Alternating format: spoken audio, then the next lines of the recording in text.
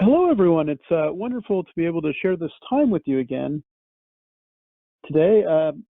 I certainly look forward to Sundays.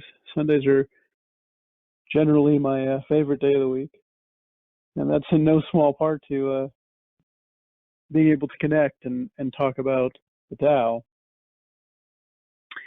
And today, my presentation is entitled, as Derek read a second ago, Kung Fu Day 30, Practice Makes Perfect. And in speaking of Kung Fu, in the West, we tend to think of the term as in a one-dimensional context, in the sense of as a martial art. And of course, it is, of course, that. But the first thing that Derek points out in this chapter is that the phrase or the term Kung Fu has a broader definition in the East. And in the East, Kung Fu can include anything that requires sustained, diligent practice. And he goes on to provide an example. And that example is when a student tells you in Chinese that he or she is using Kung Fu to prepare for an exam, the reference is to hours of concentrated study and not martial arts. And oops, let's see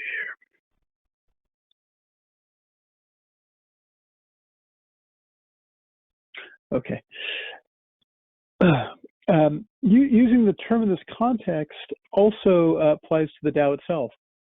To master the Tao, one must be prepared to put in sustained, diligent practice. I mean, all of those wonderful Tao teachings, about flexibility and softness, which Bill talked about last week, about compassion. Of course, they all sound wonderful in theory, but to really benefit from them,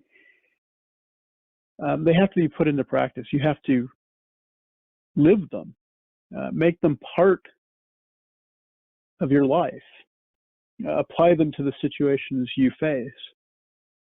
Otherwise, it's just dead, static knowledge. It won't go anywhere.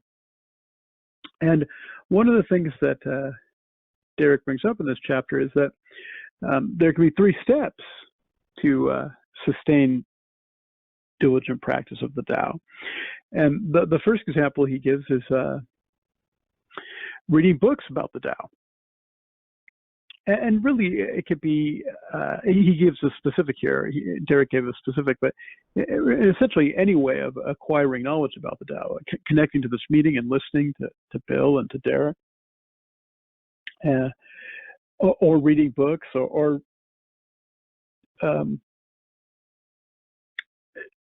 fellowshipping, so to speak, with other people. I know when I first went to the temple, I was helped a great deal by a lot of other Tao cultivators who were willing to teach me and share with me their experience and their take on things. And that was very helpful to me. And that's, in a sense, another way to acquire knowledge about the Tao. And then once you've done that, digesting the words or the information and turning them into wisdom will be the second step. And that's something you can certainly do internally, hearing the words, listening to the nuts and bolts of the teaching, but to really take the time to think about it, to reflect on it, to see the wisdom of all of those teachings is a good second step. And then, of course, in a way, the most important step is to take that wisdom and apply it to your own life, to the real life situations that you face. How do we handle conflict? How do we treat other people? How do we look at dealing with difficult people?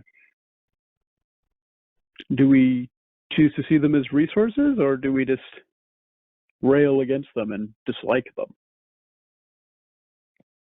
Can we apply respect and value towards everyone? Can we have compassion for someone who themselves is very difficult, are having a difficult time. I mean, like Bill's example about the things that you see happening on the road. Um, People in such a mad rush sometimes that they will cut you off and so forth, and you know, rather than getting dragged into that, it's good to remember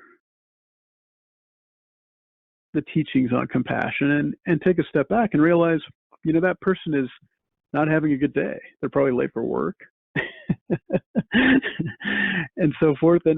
And sometimes when you understand why people do the things they do, it's easier to be more compassionate.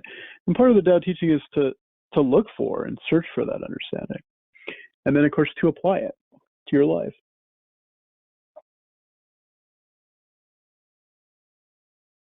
So,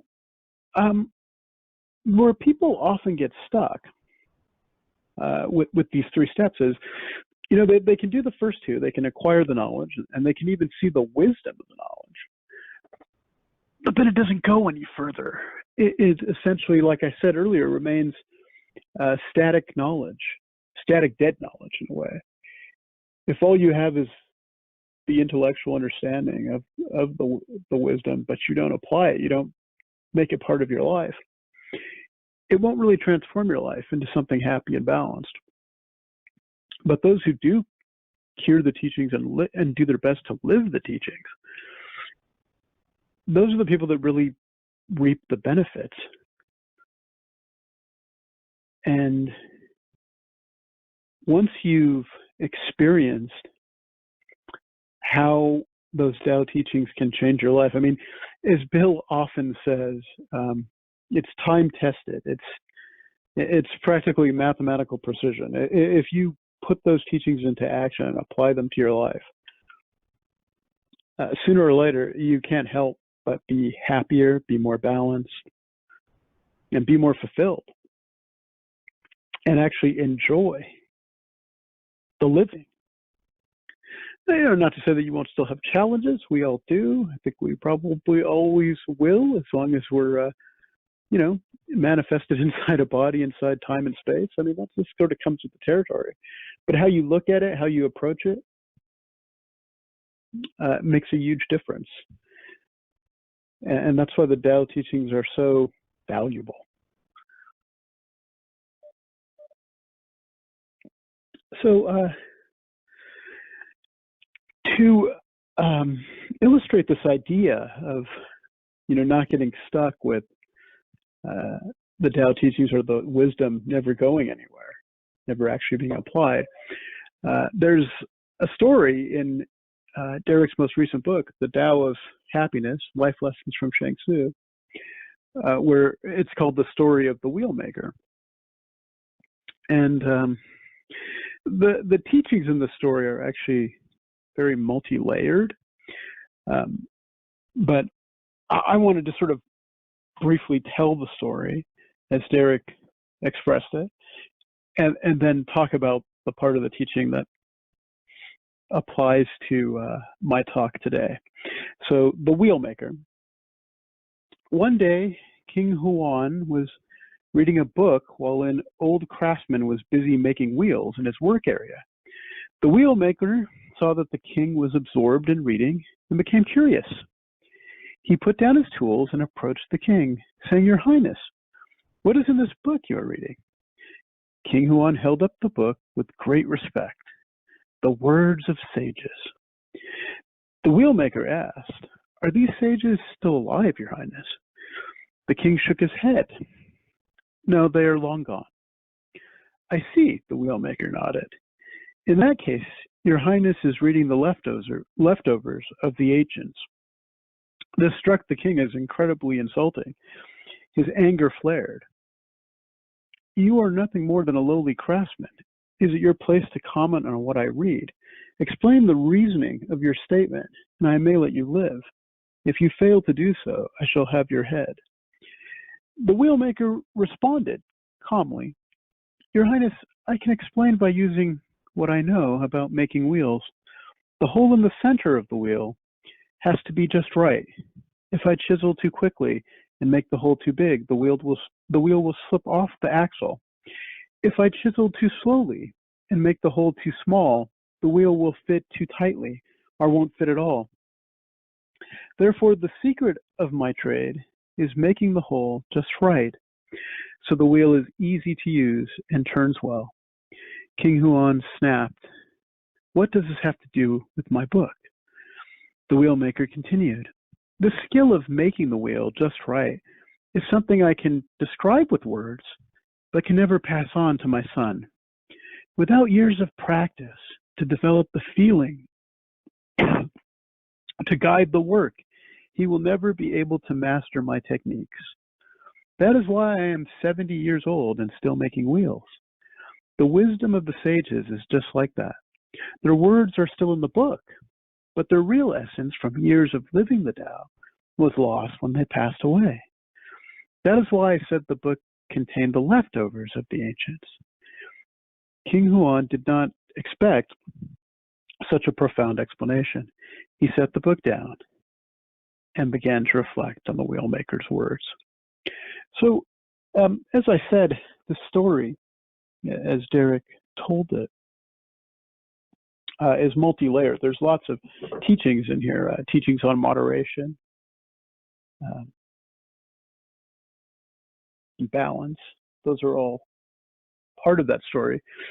But the part that I think applies to my talk today is what he said about the information in books being sort of the leftover wisdom of the ancients. It's dead static knowledge until you take it and apply it to your life. Only then does it become living. Only then does it make an impact. Only then does it make a difference. And I often think of that story to remind myself, not to only get caught up in the intellectual understanding of something, but to really understand it, derive its wisdom, and apply it. Because knowledge for the sake of knowledge is pretty useless. But knowledge applied to your life to make it happy and balanced and better, to enjoy living, well, that's well worth the effort. That's well worth the sustained, diligent practice.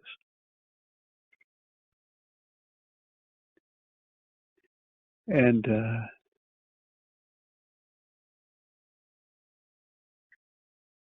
that sustained, diligent practice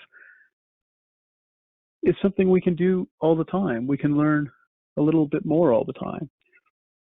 Practical experience always trumps static knowledge. It just always will.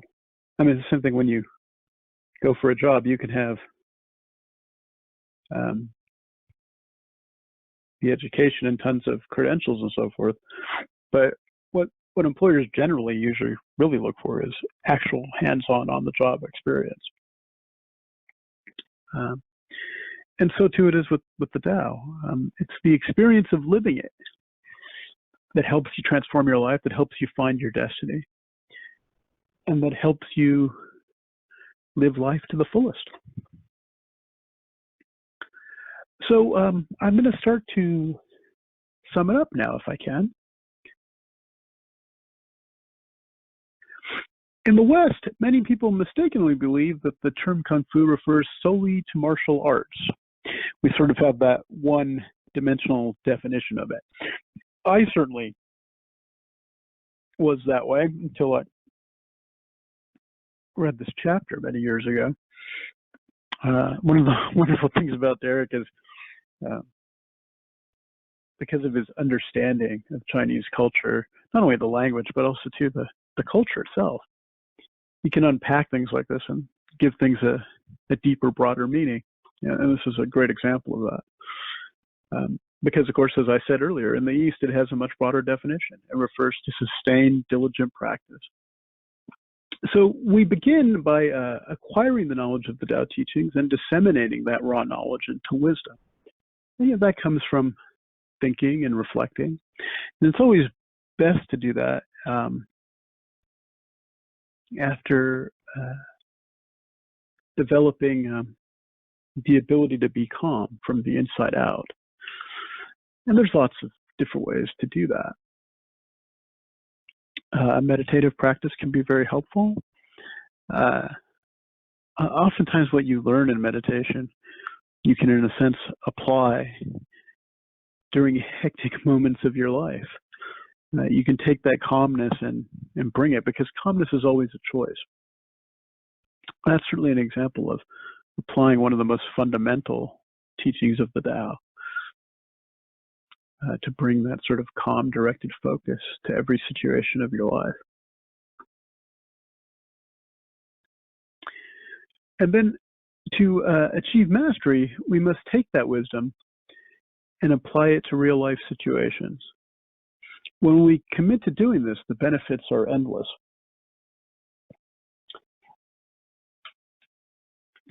The reason why the Tao teachings are so life-changing is because they're simple and easy to understand. And once you commit, they're actually simple and easy to put into action too. And as you do it, you gain more confidence, more energy, and it becomes honestly more and more easy to do as time goes on. And that's really our goal, so to speak, is to take the information in the teachings, the knowledge, the wisdom, and to just not leave it as static knowledge, but to make it living action by actually living those teachings.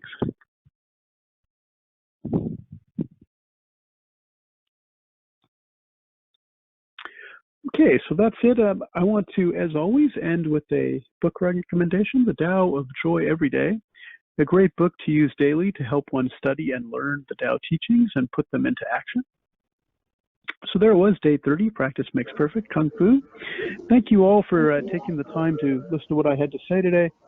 I hope I said something that was helpful, and I hope you all have a wonderful Sunday.